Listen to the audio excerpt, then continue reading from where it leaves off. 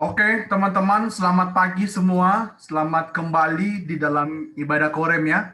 Mungkin selama ini kita ketemu selama 3 hari di dalam camp dan bersyukur di hari ini kita boleh ketemu lagi, boleh berjumpa lagi di dalam ibadah Korem pada hari Minggu di Korem 1. Teman-teman, kemudian ajak untuk kita semua untuk boleh open camp, tapi kalau teman-teman yang ada gangguan, koneksi tidak stabil, tidak apa-apa off camp, tapi teman-teman yang bisa open camp berharap untuk bisa open camp dan selama beribadah, Ko Andre berharap teman-teman boleh mute suaranya supaya tidak mengganggu ibadah. Dan teman-teman seperti biasa, tolong ikut ibadah sampai akhir dengan tetap tertib dan juga disiplin sekalipun teman-teman off cam ya.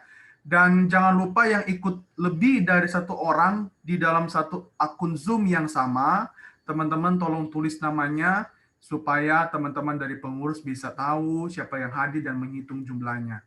Oke, itu aja. Pagi hari ini kita akan dipimpin oleh Cindy.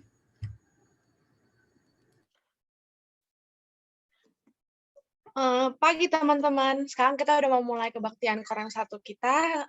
Aku harap teman-teman bisa fokus, bisa menghindari gangguan-gangguan seperti gadget dan lain-lain. Teman-teman, sekarang kita udah mau mulai kebaktian kita. Mari kita mempersiapkan hati kita dengan saat teduh sejenak. Saat teduh dimulai.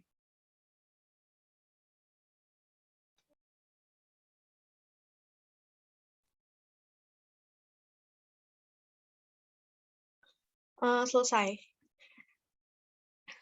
Teman-teman, Tuhan adalah terang dunia. Dia masuk ke dalam dunia kita yang gelap, penuh dosa. Dia membuka mata kita dan membuat kita menunjukkan keindahannya yang membuat kita memujanya. Karena itu, mari kita memuji Tuhan sambil menyanyikan lagu Here I Am to Worship.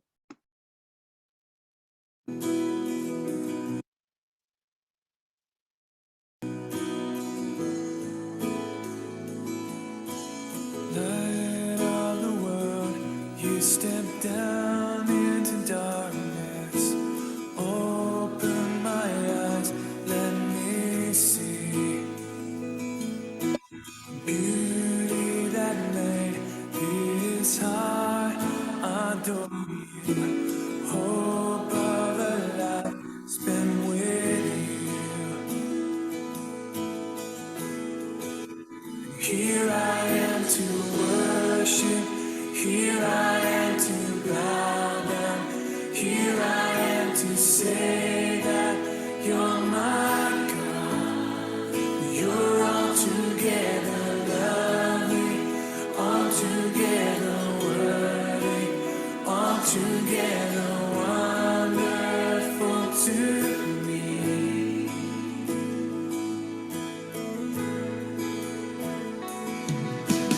King of all days, also highly exalted, glorious in heaven above.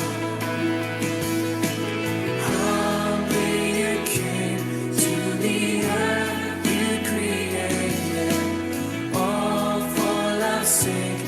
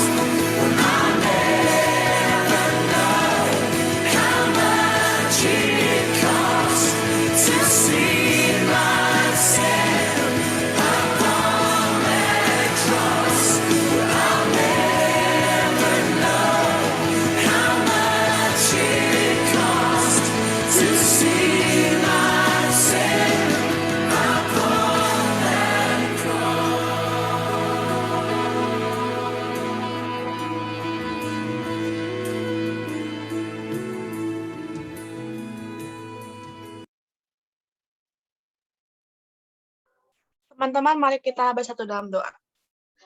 Tuhan, terima kasih karena kami masih bisa mengikuti ibadah Korem hari ini. Tuhan, tolong berkati agar selama ibadah Korem ini semua bisa berjalan dengan lancar, dan juga tolong berkati agar kami bisa fokus selama ibadah Korem. Terima kasih Tuhan, dalam nama Tuhan Yesus kami berdoa, amin. Teman-teman, selama 1 minggu ini pasti kita sudah melakukan banyak sekali dosa yang menyakiti hati Tuhan.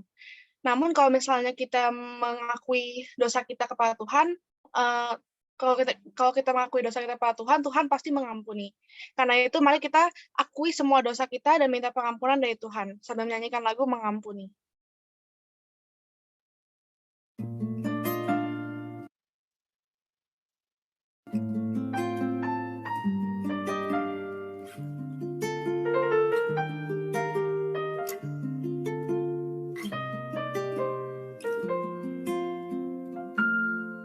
Ketika hatiku telah disakiti, ajarku memberi, hati mengampuni. Ketika hidupku telah dihakimi, ajarku memberi, hati mengasihi. Ampuni bila kami tak mampu mengampuni yang bersalah kepada kami, seperti hati Bapa mengampuni, mengasihi, tiada pamrih.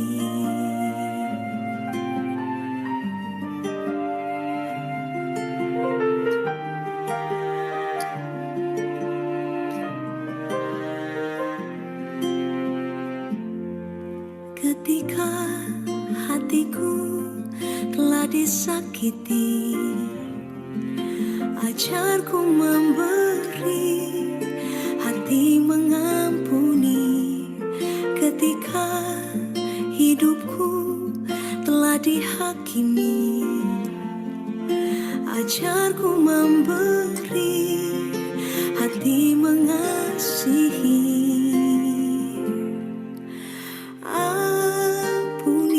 Bila kami tak mampu mengampuni yang bersalah kepada kami, seperti hati Bapa mengampuni, mengasihi, tiada pamrih.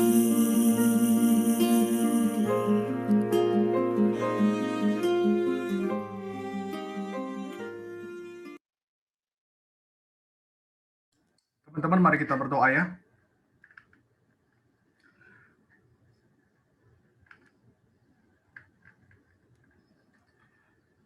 Tuhan, ini kami di hadapan-Mu pada pagi hari ini boleh datang bersekutu dan beribadah. Tapi kami sadar Tuhan dan kami tahu siapa kami di hadapan Tuhan. Dan siapa Tuhan yang bisa melihat sampai ke kedalaman diri kami.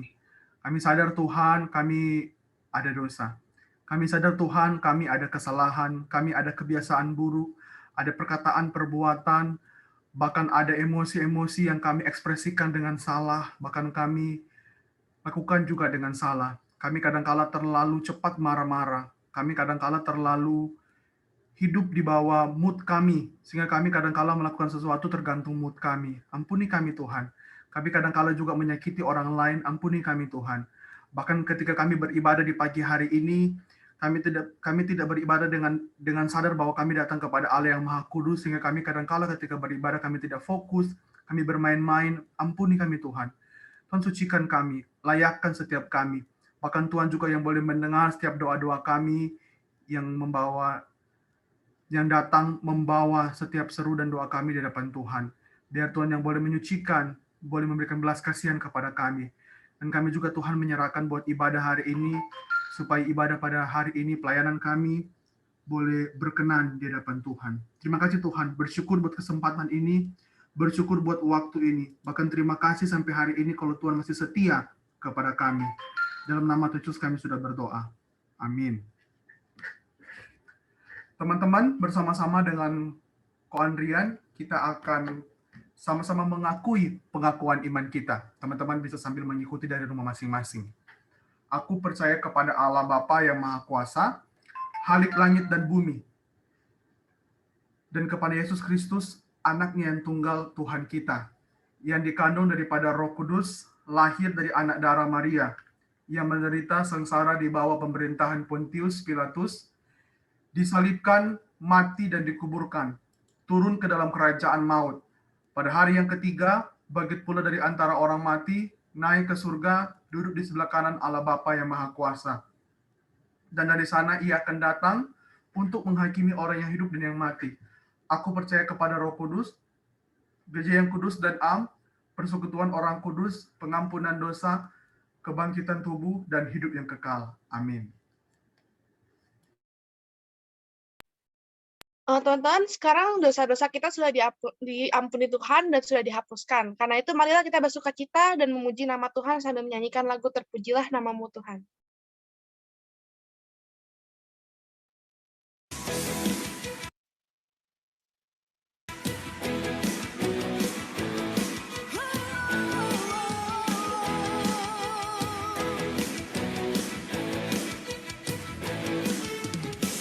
Terpujilah namamu Tuhan, kuat dan penuh kemuliaan. Satu suara kami nyatakan, kebesaran-Mu tetap selamanya. Terpujilah, terpujilah namamu Tuhan.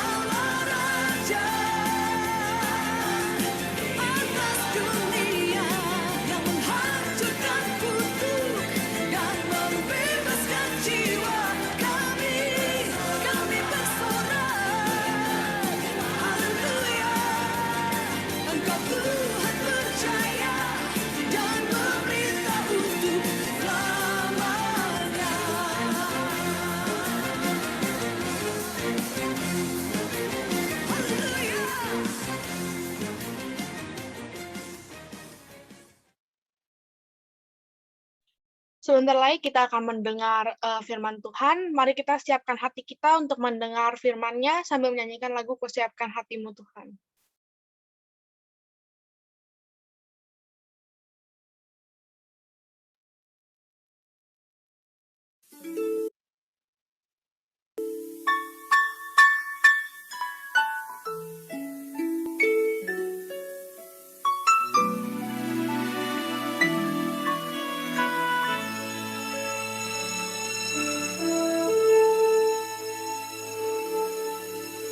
Kusiapkan hatiku Tuhan untuk dengar firman-Mu saat ini.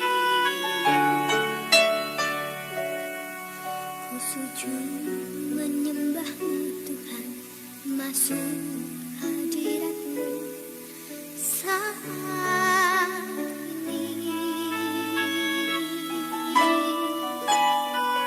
Curahkan urapan-Mu Tuhan bagi jemaat-Mu saat ini. Ku siapkan hatiku Tuhan untuk dengar firman-Mu.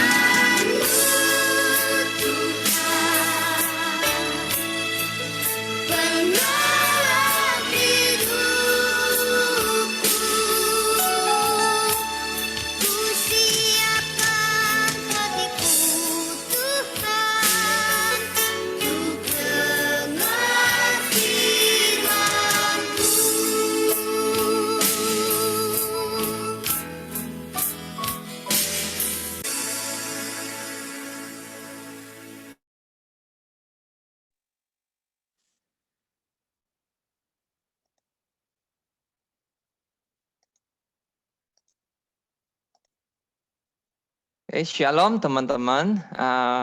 Puji syukur ya kepada Tuhan. Pada hari ini kita masih berkesempatan untuk masuk di dalam persekutuan Komisi Remaja. Mari yang bisa open cam, minta tolong untuk open cam ya. Minta bantuannya yang teman-teman bisa open cam, kita open cam ya. Dan kita dapat menyiapkan hati kita bersama-sama mau belajar dari kebenaran firman Tuhan. Ya, kita ambil posisi, ambil sikap, sungguh-sungguh mau mendengarkan firman Tuhan ya. Mari kita bersatu dalam doa.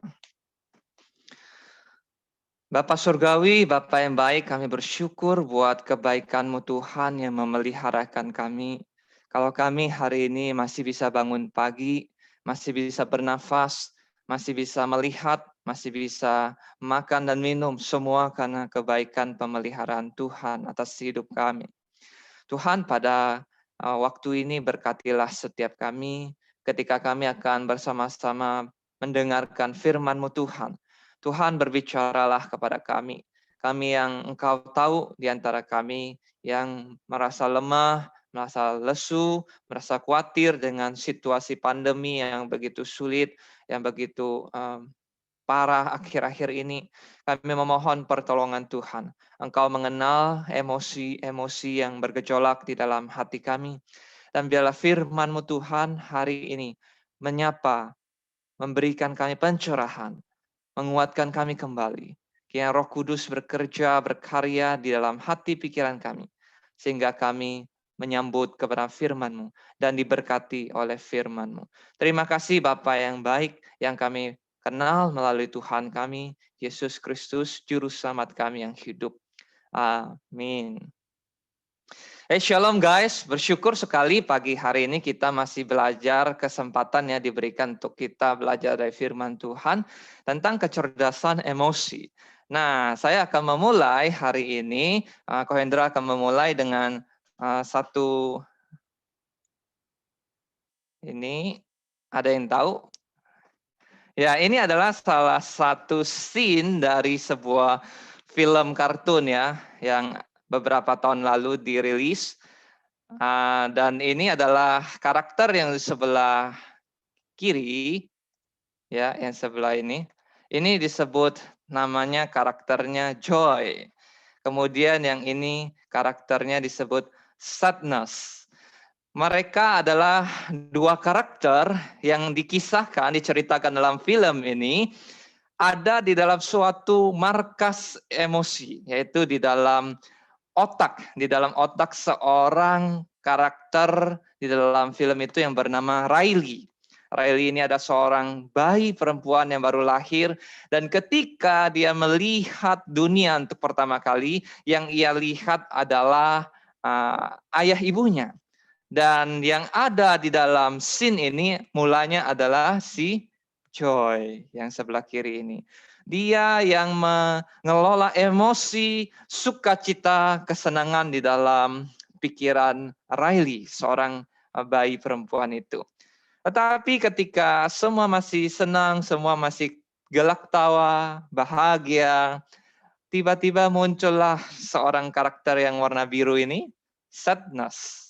Ketika dia memegang tombol utama di dalam markas itu, mulailah si bayi Riley ini menangis dan mulai sedih,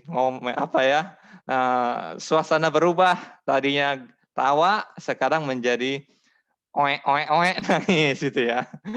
Lalu bukan hanya Joy dan Sadness, tetapi ada juga yang namanya siapa?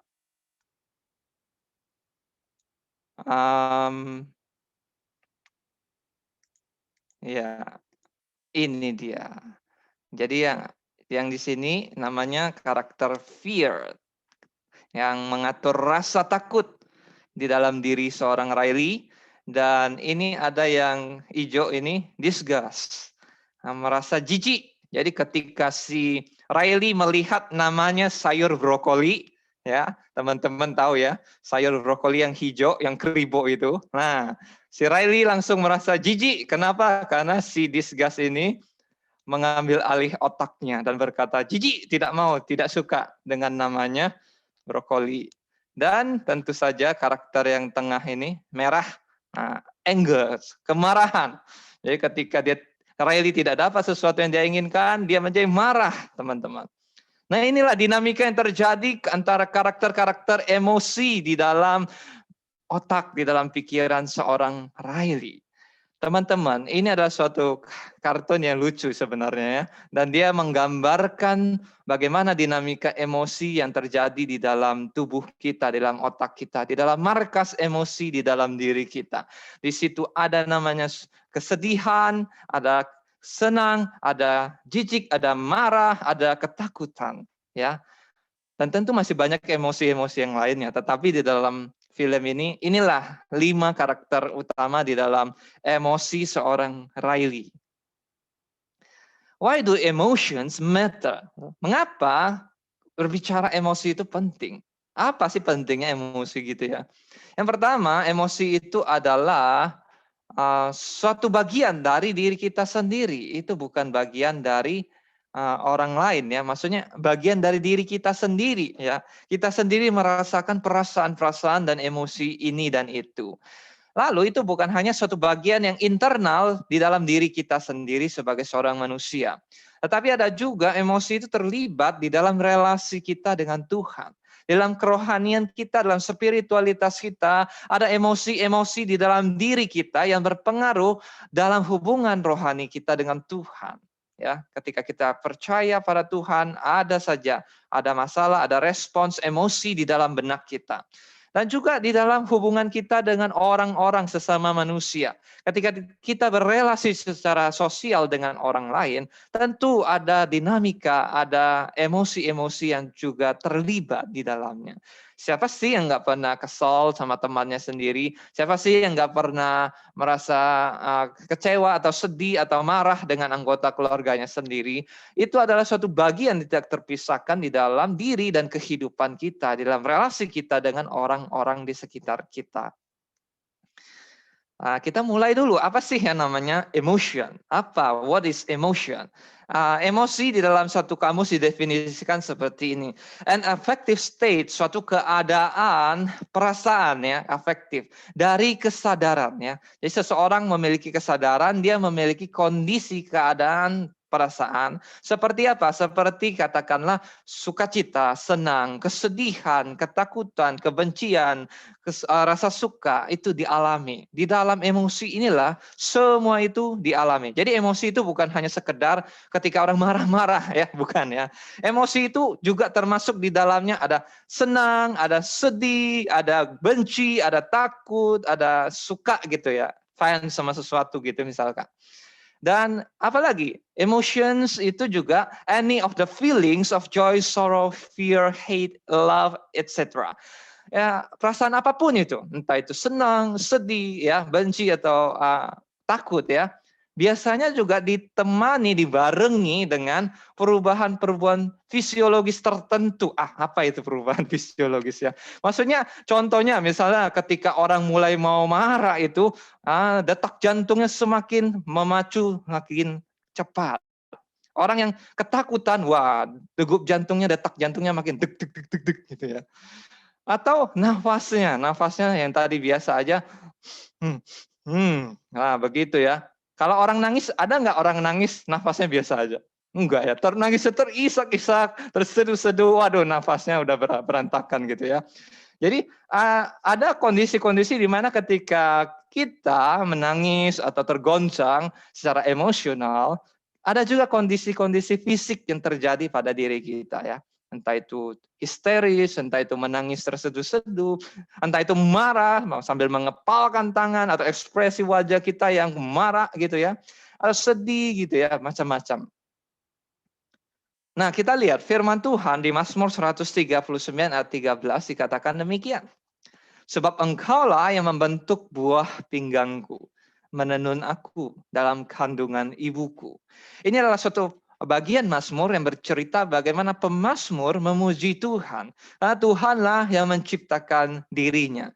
Tuhan menciptakan kita manusia. Dan pada bagian ini pemazmur berkata, sebab engkau Tuhan yang membentuk buah pinggangku. Ya, itu ginjal maksudnya ya. Buah pinggangku, menenun aku dalam kandungan ibuku. Satu terjemahan English Standard Version menerjemahkan seperti ini.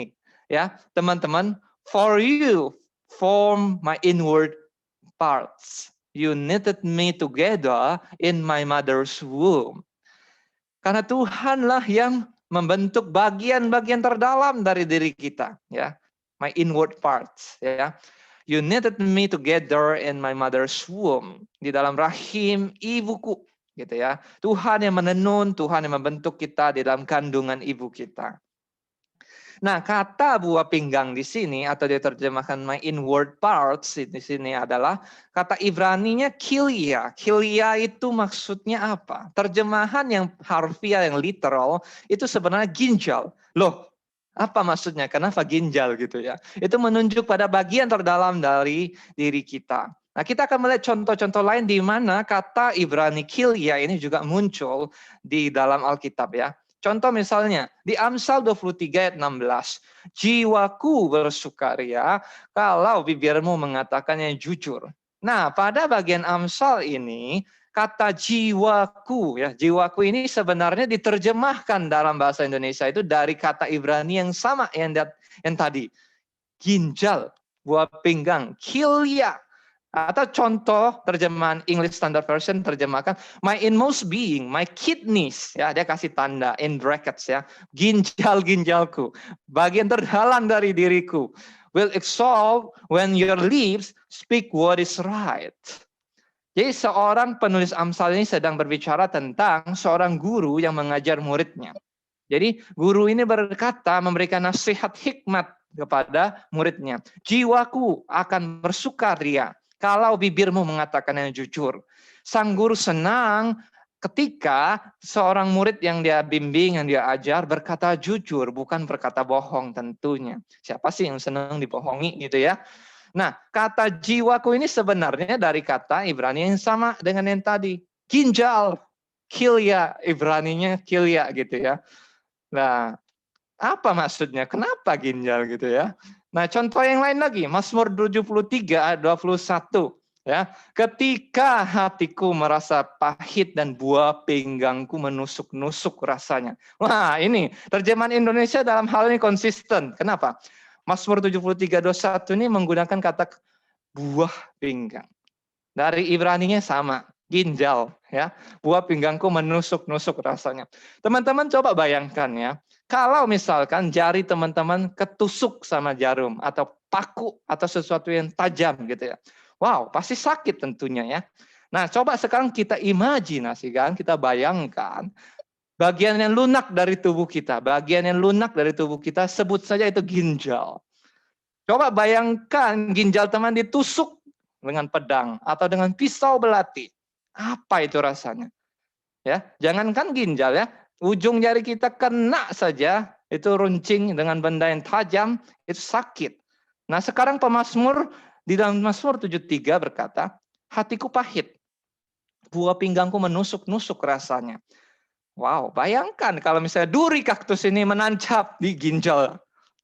Waduh, sakitnya luar biasa ya. Thus my heart was grieved and I was pricked in my reins. Nah, terjemahan King James Version pada ayat ini juga literal. Pada kata my reins, itu kata untuk buah pinggang, untuk ginjal. Lah, pertanyaannya sekarang mungkin muncul, kenapa dari tadi Alkitab ya, bagian-bagian yang kita baca itu munculnya kata ginjal melulu, buah pinggang, atau dalam terjemahan Indonesia beberapa bagian pakai kata jiwa gitu ya. Jiwaku merasa apa gitu ya. Nah, Mazmur 73 ini di dalam konteks apa? Mazmur Asaf. Asaf itu siapa? Asaf itu adalah seorang pemimpin paduan suara pada masa pemerintahan Daud. Ya, ingat Raja Daud, ingat salah satu pemimpin paduan suaranya namanya Asaf. Nah, Asaf ini bukan hanya menyanyikan, melantunkan lagu yang pujian riang gembira. Enggak. Pada Mazmur 73 ini menarik sekali, Alkitab mencatatkan di Mazmur 73 Asaf mencurahkan isi hatinya dalam Mazmur kepada Tuhan. Ya, ia mencurahkan isi perasaannya kepada Tuhan. Kenapa? Sebab aku cemburu kepada pembual-pembual kalau aku melihat kemujuran orang-orang fasik. Sebab kesakitan tidak ada pada mereka, sehat dan gemuk tubuh mereka. Asaf seorang yang hidup mengasihi Tuhan. Ya, tetapi ketika dia melihat ada orang-orang fasik di luar sana, ada orang-orang yang tidak mengasihi Tuhan, orang-orang yang jahat yang berbuat dosa, melakukan kejahatan, ketidakadilan, dan mereka ternyata adalah orang-orang yang dia lihat dalam pengamatan Asaf, kok hidupnya enak, kaya-kaya aja tuh, badannya sehat walafiat, ya, gemuk lagi, subur gitu ya. Tidak ada masalah dalam hidupnya. Tidak ada sakit penyakit, tidak ada penderitaan. Wah, enak banget hidupnya ya. Kaya raya, hidup dalam dosa. Lalu dia berkata tuh pada Tuhan, aku cemburu Tuhan. Aku sedih. Kenapa mereka hidupnya dalam dosa enak-enak gitu ya. Tidak merasa sengsara atau penderitaan atau masalah. Gitu ya. Nanti kita akan lihat bagaimana lagi berikutnya tentang Mazmur Asaf ini ya. Jadi kalau kita dari tadi melihat Alkitab memakai kata-kata ginjal, buah pinggang, itu maksudnya apa sih? Gaya bahasa Semit ya, gaya bahasa di dalam Perjanjian Lama menggunakan ginjal, buah pinggang, perut untuk menggambarkan keadaan perasaan manusia. Ya. Sebagaimana kita merasakan gejolak emosi dalam tubuh kita. Teman-teman ingat di awal tadi saya ada singgung mengenai definisi emosi. Dan seringkali emosi itu tidak terjadi tanpa ekspresi. Seringkali itu mungkin juga disertai dengan gejolak-gejolak di dalam tubuh fisik kita. Entah itu detak jantung kita semakin berpacu dengan cepat, entahkah itu nafas kita berubah temponya ya, ada semakin cepat atau terisak-isak ketika menangis gitu ya, atau ketika marah mukanya merah gitu ya. Wah, begitu banyak ekspresi-ekspresi emosi yang dibarengi dengan gejolak di dalam tubuh kita juga secara fisik. Nah, pada bagiannya ini Alkitab menggunakan gambaran buah pinggang, ginjal, perut untuk menggambarkan kondisi perasaan seseorang. Atau bisa dikatakan ini satu gambaran seat of emotion and affection. Jadi semacam gambaran di mana emosi bergejolak ya, di mana perasaan dirasakan dalam diri terdalam seorang manusia. Maka tidak heran juga di dalam Indonesia, terjemahan Indonesia menggunakan kata jiwaku karena menggambarkan perasaan gejolak emosi di dalam diri seseorang. Nah, kita kembali pada definisi. Itu tadi definisi yang umum. Sekarang definisi kita dalam perspektif yang Alkitabiah dalam kekristenan. Emotions are our God-given capacity to connect our inner and outer world by experiencing and responding to those experiences. Emosi adalah kapasitas yang Tuhan kasih kepada kita. Suatu kapasitas kemampuan yang diberikan Tuhan di dalam diri manusia untuk menghubungkan dunia yang ada di luar sana dengan di dalam diri kita. Dunia yang ada di luar sana dengan di dalam diri kita. Dengan mengalami, dengan merespons, menanggapi pengalaman-pengalaman yang kita alami. Jadi ketika kita mengalami suatu peristiwa, suatu pengalaman, itu ada respon dari dalam diri kita. Dan kita merespon itu karena ada emosi di dalam diri kita. Kalau tidak ada emosi di dalam diri kita, tidak ada yang bisa kita respons. Mati, sama kayak robot nggak ada respon sama sekali gitu ya. Maka emosi itu bisa dikatakan bahwa kita diciptakan dengan kapasitas merasakan sesuatu perasaan dan menanggapi terhadap suatu pengalaman gitu ya. Jadi kita dicipta, didesain Tuhan sebagai manusia dengan emosi. Dan emosi ini menjadi suatu kapasitas dalam diri kita untuk merasakan perasaan-perasaan dan menanggapi apa yang terjadi di sekeliling kita. Nah, di dalam wawasan dunia yang Alkitabiah, manusia itu diciptakan Allah. Ya, manusia diciptakan Allah, manusia diberikan bukan hanya akal, rasio, tetapi manusia juga diberikan kapasitas untuk merasakan emosi. Ya. Tetapi masalahnya manusia, Adam dan Hawa jatuh di dalam dosa, memberontak kepada Tuhan, melawan Tuhan. Dan syukurnya puji Tuhan, Tuhan Yesus datang, mau datang menebus kita, menyelamatkan kita dari dosa dan upah dosa, yaitu maut.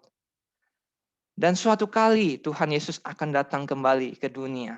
Menyempurnakan, menggenapi semua janji hidup yang kekal. Di dalam langit dan bumi yang baru. Nah masalahnya emosi yang diciptakan Tuhan. Yang tadinya manusia diciptakan baik adanya di dalam karya Tuhan yang menciptakan kita. Kita ini jatuh dalam dosa. Nah, karena kita jatuh dalam dosa, ada aspek yang tercemar, termasuk aspek emosi di dalam diri kita.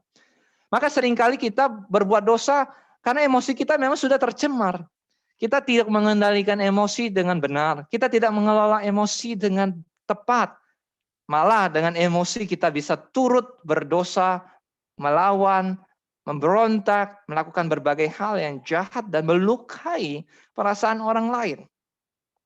Emosi sudah dicemari dosa. Karena kita adalah manusia yang berdosa. Nah, kita lihat bagian firman Tuhan. Efesus 4 ayat 17-19. Rasul Paulus menuliskan demikian. Sebab itu kukatakan dan kutegaskan ini kepadamu di dalam Tuhan. Jangan hidup lagi sama seperti orang-orang yang tidak mengenal Allah dengan pikirannya yang sia-sia. Dan pengertiannya yang gelap, jauh dari hidup persekutuan dengan Allah. Karena kebodohan yang ada di dalam mereka, dan karena kedegilan hati mereka. Perasaan mereka telah tumpul, sehingga mereka menyerahkan diri kepada hawa nafsu, dan mengerjakan dengan serakah segala macam kecemaran. Guys, ini ya, perhatikan yang ditebelin itu, di bold. Ayat 19, perasaan. Ya, perasaan mereka telah tumpul. Nah, kita akan melihat lebih jauh apa maksudnya ini. Dalam satu terjemahan diterjemahkan seperti ini. They are darkened in their understanding, alienated from the life of God because of the ignorance that is in them. Due to their hardness of heart, they have become callous and have given themselves to sensuality, greedy to practice every kind of impurity. Oh, hati manusia yang berdosa itu sudah menjadi gelap. Pengertian pikiran kita digelap, dikuasai kegelapan dosa. Kita terpisah dari Allah karena dosa. Kita menjadi konyol, kita menjadi dipenuhi kebodohan dosa karena hati kita telah menjadi keras oleh karena dosa. Dikatakan di sini ayat 19 dalam terjemahan Indonesia tadi, perasaan mereka menjadi tumpul. Tetapi kalau dalam terjemahan Inggris ini diterjemahkan, they have become callous. Nah, kata yang dipakai dalam bahasa aslinya, bahasa Yunaninya itu memang lebih tepat diterjemahkan sebagai sesuatu yang callous, sesuatu yang mengeras, sesuatu yang bagaikan suatu kulit ya, kulit yang mengeras. Contoh misalkan orang yang sering main gitar, kulit jari tangannya itu kapalan gitu ya, kapalan. Kulitnya mengeras gitu ya. Jadi hati manusia itu yang sudah dicemari dosa itu menjadi mengeras. Seperti kulit itu kapalan, tidak lagi sensitif ya. Having lost all sensitivity. Sebagian penafsir Alkitab menerjemahkan seperti itu. Kehilangan kepekaan. Jadi hati manusia yang berdosa itu kehilangan kepekaan. Tidak lagi peka sama dosa. Tidak lagi bisa memahami bahwa itu loh kasih Tuhan begitu besar dan mulia kepada kita. Begitu mengasihi kita. Dan dosa itu begitu kotor, begitu najis, begitu gelap. Dosa itu sangat menyakiti hati Tuhan. Dosa itu sangat tidak benar untuk kita lakukan. Tetapi hati yang berdosa itu cincailah, kompromi sama dosa. Tutup mata, nggak apa-apa. Yang penting enak. Meskipun itu dosa. Sebagian juga menerjemahkan becoming emotionally callous. Ya. Jadi secara perasaan sudah tidak lagi peka dengan namanya dosa. Tidak lagi mengenal Tuhan dengan benar. Tidak tahu firman Tuhan itu benar, baik, mulia adanya, dan baik untuk pertumbuhan jiwa kita. Justru menolak firman Tuhan. Apaan sih? Sok suci lu, ngasih tahu firman Tuhan lu. Itu sesuatu tanda-tanda memang hatinya sudah tidak peka, sudah keras. Dan secara perasaan emosi tidak mengenal Tuhan dan tidak mengenal kasih yang sejati dari Tuhan. Wow, parah banget loh dosa ini. Nah, ayat 19, perasaan mereka telah tumpul, mereka menyerahkan diri pada hawa nafsu, mengerjakan dengan serakah segala macam kecemaran. That's why mengapa ketika hati manusia begitu keras karena dosa, secara emosional pun tidak peka lagi terhadap yang namanya kebenaran, maka manusia itu cenderung untuk mengerjakan semua dosa dengan rakus, mengerjakan semua hawa nafsu. Tetapi firman Tuhan ayat 20 katakan, tetapi kamu bukan demikian. Kamu bukan demikian, kamu telah belajar mengenal Kristus. Ayat 17 tadi dikatakan, jangan hidup lagi sama seperti orang-orang yang tidak mengenal Allah dengan pikirannya yang sia-sia di dalam dosa. Kita yang sudah sungguh-sungguh mengenal Tuhan Yesus Kristus, yang sungguh-sungguh percaya, mengakui, menerima Tuhan Yesus sebagai Tuhan dan Juru Selamat dan Raja atas diri kita, atas segenap hati kita. Artinya kita tidak lagi milik dosa. Kita tidak boleh hidup lagi sama seperti orang-orang yang tidak mengenal Tuhan. Hidup di dalam kegelapan dosa dan kekerasan hati yang tidak peka dengan dosa. Kita dipanggil untuk hidup mengenal Tuhan. Nah, tadi kita sudah melihat wawasan dunia Alkitabiah memberikan suatu kita pemahaman bahwa kita diciptakan Tuhan baik adanya mulanya. Pada awalnya kita diciptakan baik adanya dan kita jatuh dalam dosa. Dan di dalam dosa itu emosi kita tercemar, emosi kita menjadi rusak, kacau. Ya, kita ditebus oleh Tuhan Yesus Kristus. Kita diselamatkan loh. Dan kita menantikan suatu kali Tuhan Yesus akan datang kembali. Menggenapi kesempurnaan janji hidup kekal bersama-sama dengan Dia di langit dan bumi yang baru. Tapi dari titik 2000 tahun yang lalu Yesus sudah datang ke dalam dunia, dan titik yang entah kapan Tuhan akan datang, di antara dua titik ini, di antara penebusan yang 2000 tahun yang lalu dan entah kapan Tuhan akan datang kembali, kita sekarang berada pada masa di antara kedua titik itu. Lalu apa yang kita lakukan? Nah, Efesus 4 firman Tuhan dilanjutkan Rasul Paulus. Apabila kamu menjadi marah, jangan kamu berbuat dosa. Jangan matahari terbenam sebelum padam amarahmu. Segala kepahitan, kegeraman, kemarahan, pertikaian, fitnah, dibuang dari antara kamu. Demikian pula segala kejahatan. Tetapi hendaklah kamu ramah seorang terhadap yang lain, penuh kasih mesra dan saling mengampuni. Sebagaimana Allah di dalam Kristus telah mengampuni kamu. Dasar dari kehidupan kita adalah Tuhan Yesus Kristus. Kita dahulu dikuasai dosa, dikekang, dipenuhi kegelapan dosa, dicengkram oleh dosa. Tetapi kita sekarang ditebus. Kita jadi milik Yesus. Kita dipenuhi oleh kasih Bapa yang beranugerah di dalam pengorbanan Tuhan Yesus di kayu salib. Yesus berdarah-darah mati untuk kita. Dan kita ditebus, termasuk emosi kita. Kita sepenuhnya milik Tuhan. Kita menjadi anak Tuhan. Kita diajar untuk mengasihi, mengampuni orang lain. Seperti apa? Seperti Tuhan Yesus sudah mengampuni kita. Allah mengasihi, mengampuni kita di dalam Yesus Kristus. Karena itu, kita buang yang namanya amarah, kepahitan, kebencian. Itu harus kita buang. Karena kita bukan lagi milik dosa. Kita milik Tuhan Yesus. Nah, dari antara Yesus sudah datang 2000 tahun yang lalu dengan suatu hari Tuhan Yesus akan datang kembali, kita sekarang ada di dalam masa di antara dua titik itu. Dan kita dipanggil untuk mengalami pertumbuhan rohani. Karya Tuhan dimulai ketika kita dipanggil, kita diselamatkan, kita dilahir barukan. Kita menjadi suatu ciptaan yang baru, manusia yang baru di dalam Yesus Kristus. Itu bagaikan sebuah benih. Benih yang ditanam di dalam tanah, diairi, ya, diberikan cahaya mentari. Supaya benih ini apa? Supaya benih ini bertumbuh, berakar dengan baik, dan dapat bertumbuh dengan subur. Kita ini bagaikan sebuah benih yang ditabur di dalam tanah.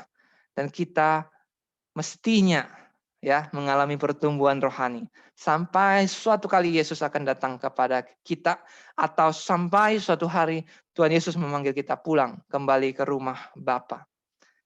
Nah, ini katanya bulan depan serial khotbahnya itu adalah berakar dan bertumbuh loh.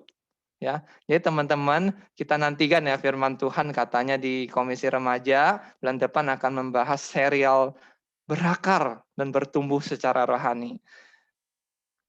Nah, kita kan bahas kecerdasan emosi nih. Bagaimana tuh cerdas mengelola emosi? Nah, pertama kita perlu identifikasi emosi yang sedang kita rasakan. Kenali, ini gue sedang merasakan apa sih?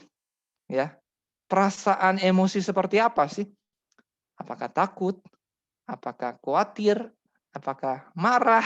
Ya, apakah sedih? Ya, identifikasi emosi itu. Lalu akui dengan jujur dalam doa, berserah kepada Tuhan. Tadi Mazmur 73, Koko udah singgung ya, Mazmur Asaf. Asaf itu ngomong loh di dalam Mazmur 73 ayat 21 ini, ketika hatiku merasa pahit, buah pinggangku menusuk-nusuk rasanya. Tetapi dia tidak menjauh dari Tuhan. Justru ayat 23 dikatakan, aku tetap di dekatmu. Mendekat kepada Tuhan, datang kepada Tuhan di dalam doa. Dan Asaf katakan, Tuhan engkau memegang tangan kananku. Jadi bukan ketika kita lagi emosinya lagi bergejolak kacau balau ya, kita justru menjauhi Tuhan, tidak.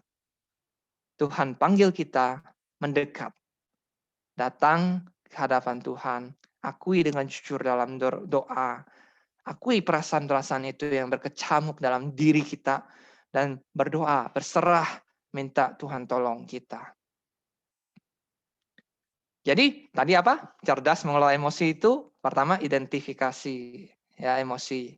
Kedua, akui dengan jujur dalam doa, berserah kepada Tuhan. Nah, ketiga, bukan cuma identifikasi, kemudian akui dalam doa, tapi ikuti tuntunan firman Tuhan. Asaf di ayat 24 katakan seperti ini. Dengan nasihatmu engkau menuntun aku, dan kemudian engkau mengangkat aku dalam kemuliaan.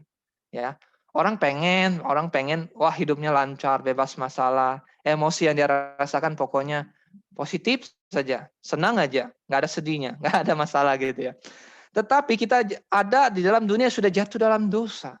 Maka Tuhan kasih kita tuntunan firman Tuhan, maka di dalam Mazmur Asaf ini, Asaf juga ingatkan kita dengan nasihat dari firman Tuhan. Tuhan menuntun kita. Nah, ikuti, taati, obey. Taati tuntunan pimpinan, bimbingan dari firman Tuhan. Bagaimana kita mengelola emosi kita? Oke, guys, saya akan mengakhiri firman Tuhan yang diberitakan pada hari ini. Kita diciptakan Allah dengan kapasitas emosi. Kapasitas untuk mengalami, merasakan perasaan-perasaan. Namun, semua manusia sudah jatuh dalam dosa. Termasuk aspek emosi kita. Aspek emosi kita sudah tercemar oleh dosa. Dan tidak jarang kita berbuat dosa justru dengan semua kekacauan emosi kita. Kabar baiknya, yaitu kan begitu buruk ya, kita jatuh dalam dosa. Kita dipenuhi oleh dosa. Kita melawan Tuhan. Dan harusnya kita binasa. Harusnya kita mengalami hukuman yang kekal dari Allah.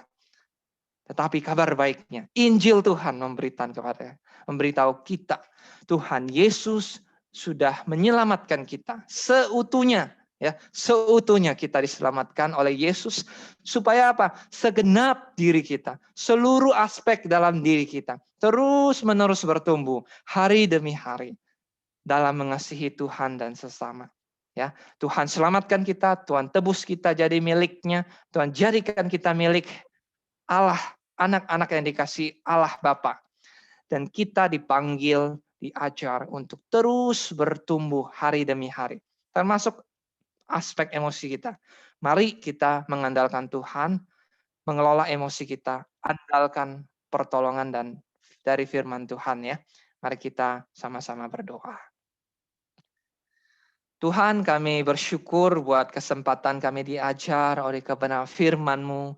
Bagaimana kami mengenali gejolak-gejolak emosi di dalam diri kami sebagai remaja. Tuhan, Engkau yang paling tahu, paling mengenal apa yang sedang kami rasakan. Pergumulan yang sedang kami alami. Tuhan, biarlah Engkau Immanuel, Allah yang berkarya menyertai kami. Dan Tuhan yang menolong kami. Ketika teman-teman ada yang sedang merasa sedih, Tuhan tolong hiburkan. Ketika ada teman-teman yang merasa sedang khawatir, cemas dengan berbagai hal, kondisi yang tidak mudah yang sedang dialami, pandemi yang semakin memburuk ini, Tuhan berikan kami kekuatan, berikan kami pertolongan dan perlindungan, dan biarlah hati kami percaya kepadamu Tuhan, dan berharap kepadamu Tuhan. Bukan berharap pada dunia ini, bukan mengandalkan diri kami sendiri.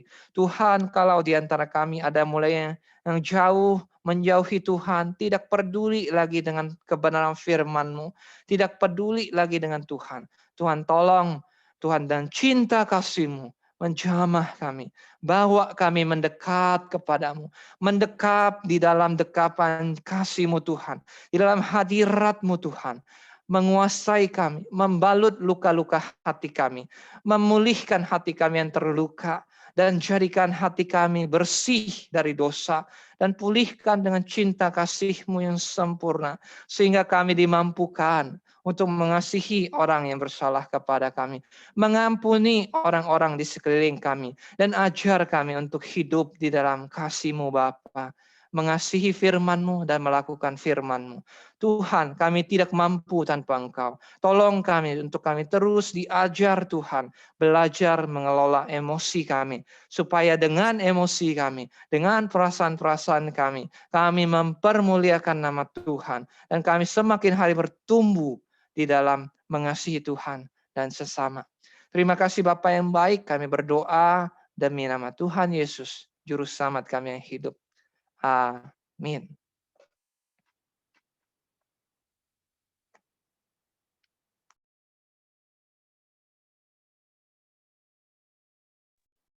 Teman-teman, sebentar lagi kita akan memberikan persembahan kita. Teman-teman bisa men-scan QR code yang nanti akan ada di PPT, atau bisa juga dikumpulkan uangnya, dan nanti akan diberikan pada saat kita sudah kembali beribadah lagi di gereja.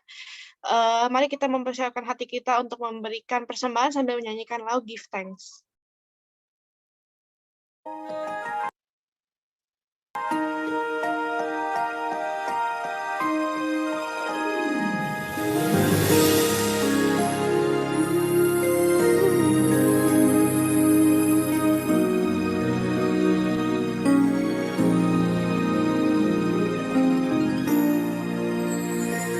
Give thanks with a grateful heart. Give thanks to the Holy One. Give thanks because He's given Jesus Christ, His Son. Give thanks with a grateful heart. Give thanks to the Holy One. Give thanks because He's given Jesus Christ, His Son. And now let the weak say, I am strong. Let the poor say, I am rich because of what the Lord has done for us. And now let the weak say, I am strong. Let the poor say, I am rich because of what the Lord has done for us. Give thanks.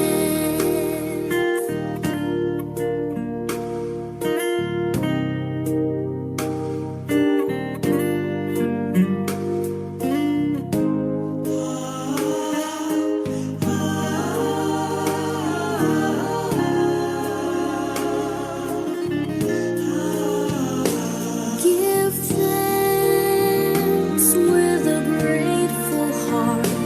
Give thanks to the Holy One. Give thanks because He's given Jesus Christ, His Son. And now let the weak say, I am strong. Let the poor say, I am rich because of what the Lord has done for us. And now let the weak say, I am strong. Let the poor say, I am rich because of what the Lord has done for us. Give thanks.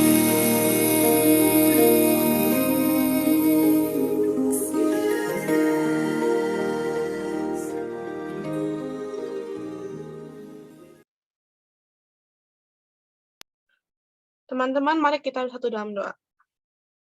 Tuhan, inilah persembahan kami, tolong berkati persembahan kami agar persembahan yang kami berikan bisa bermanfaat bagi gereja kami.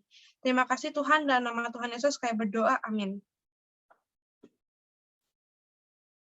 Amin. Thank you teman-teman yang hari ini sudah melayani, bahkan sudah membantu dalam pelayanan, baik juga teman-teman yang mempersiapkan pelayanan. Jauh sebelum ini, terima kasih buat teman-teman semua. Beberapa hal di pagi hari ini untuk teman-teman boleh simak di dalam Warta Korem ya. Oke. Teman-teman jangan lupa di bulan depan Korem akan masuk di dalam tema tentang bertumbuh dan berbuah melalui berbagai aspek disiplin rohani. Nah, Kondren akan tunjukkan jadwal kita pada bulan Juli. Ada bertumbuh dan berbuah melalui doa, ada bertumbuh dan berbuah melalui puasa, ada bertumbuh dan berbuah melalui pelayanan, dan yang terakhir ada bertumbuh dan berbuah melalui saat teduh.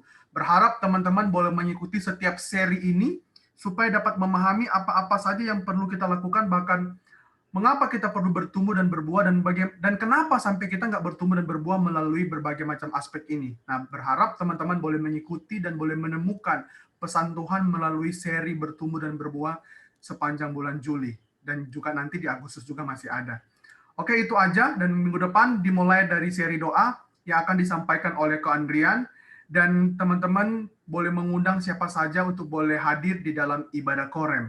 Di Korem 1 dan juga Korem 2. Dan Ko Andrian mau mengingatkan sekali lagi, karena masih ada teman-teman yang belum kasih data ke Ko Andrian. Kalau pagi hari ini, ada teman-teman yang mengikuti ibadah Korem yang belum pernah kasih data, atau belum pernah dihubungi untuk mengisi data Korem, tolong teman-teman bisa menghubungi Ko Andrian. Atau kalau teman-teman ganti nomor atau pindah tempat tinggal, bisa japri ke Ko Andrian supaya Ko Andrian bisa update data baru. Supaya kalau ada hal-hal penting, ada hal-hal yang perlu dikasih tahu, atau ada hal-hal dari gereja, teman-teman bisa menerima informasi dengan cepat dan lain sebagainya. Dan yang terakhir, Ko Andrian mau menghimbau kepada teman-teman sekalian yang pagi hari ini yang mau memberi diri di dalam pelayanan dapat menghubungi Ko Andrian. Tetapi